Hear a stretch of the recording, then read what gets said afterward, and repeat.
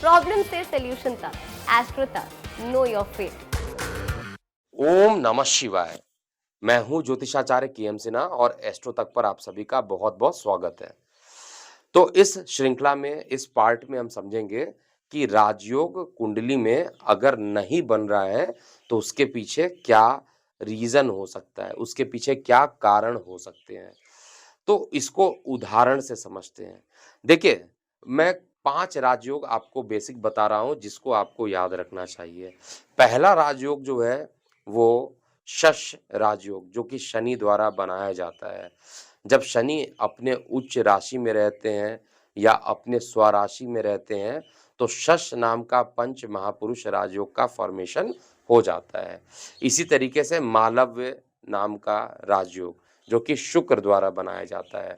यदि शुक्र स्वराशि में हो तो इस समय अगर शुक्र स्वराशि में होते हैं तो जो योग बनता है उसको हम लोग मालव्य योग कहते हैं, या अपनी उच्च राशि में रहता है तो भी हम उसको मालव्य योग की श्रृंखला में काउंट करते हैं। बुध द्वारा बनाया गया भद्र योग, अगर बुध स्वराशि में हो या अपने उच्चस्थ राशि में हो तो भी इस योग का निर्माण होता है।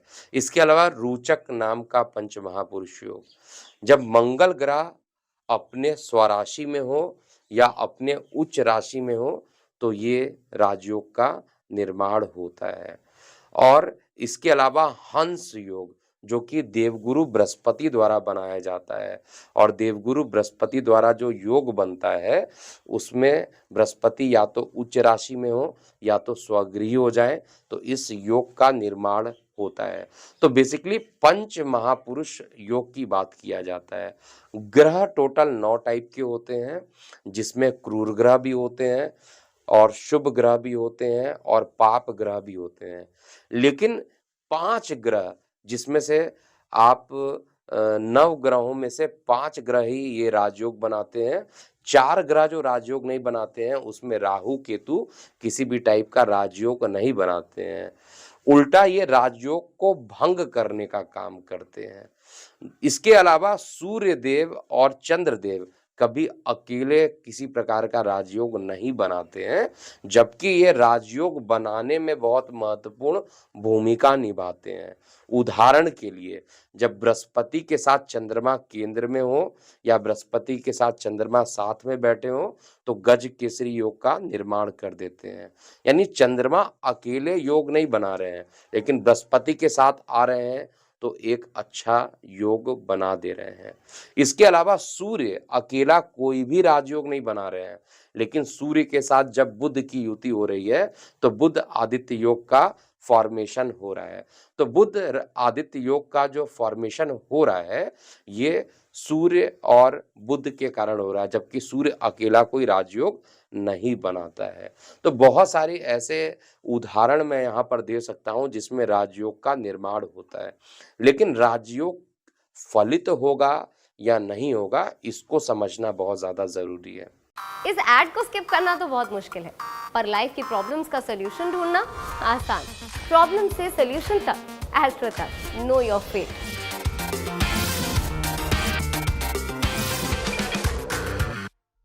राजयोग बनने के लिए जो ज्योतिष में सूत्र लिखे हैं, उसमें फलित होने के लिए जो सूत्र लिखे हैं, उसमें जो भी ग्रह राजयोग बनाना चाहिए बहुत पावरफुल होना चाहिए।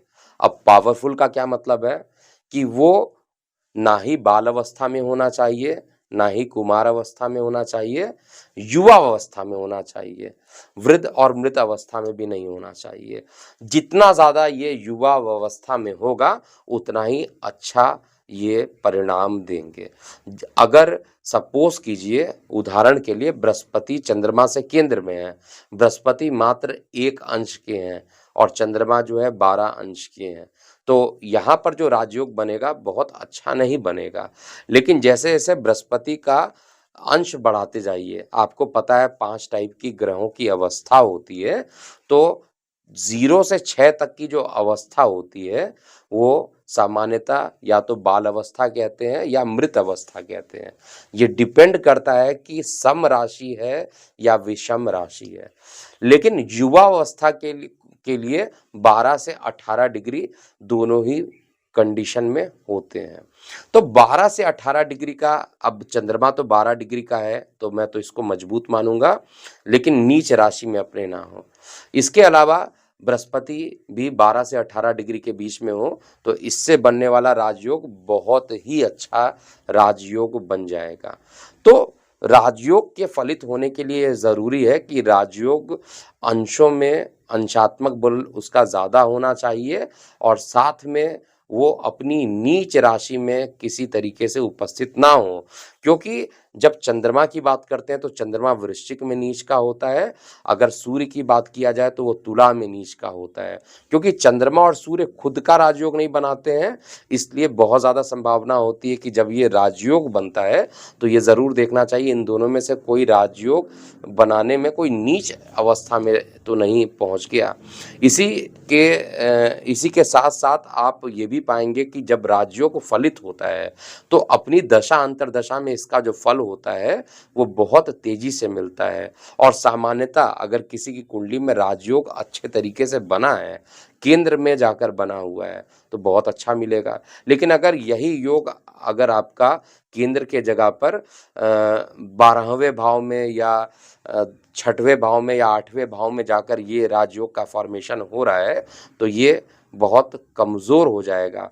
अगर राजयोग बन रहा है उस पर बुरे ग्रह की दृष्टि पड़ रही है, क्रूर ग्रह की दृष्टि पड़ रही है या अशुभ ग्रह की दृष्टि पड़ रही है तो भी राजयोग कमज़ोर हो जाता है। कई बार लोगों के मन में ये भी ख्याल आता है कि अगर राजयोग आपका कमज़ोर हो रहा है तो जो ग्रह कमज़ोर होता है उसके रत्न को पहना दिया जाता है।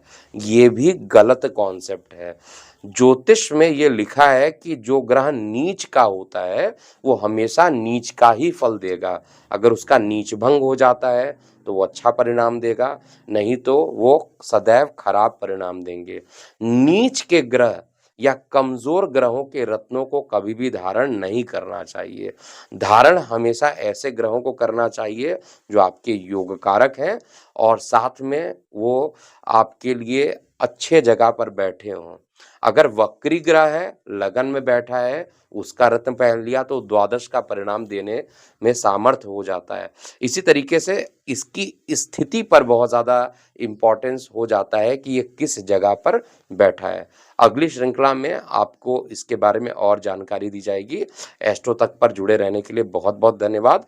मैं हूँ ज्योतिषाचार्य के.एम. सिन्हा। ओम नमः शिवाय। एस्ट्रो तक ऐप पर आपको मिलेगा भविष्य से जुड़े हर सवाल का जवाब।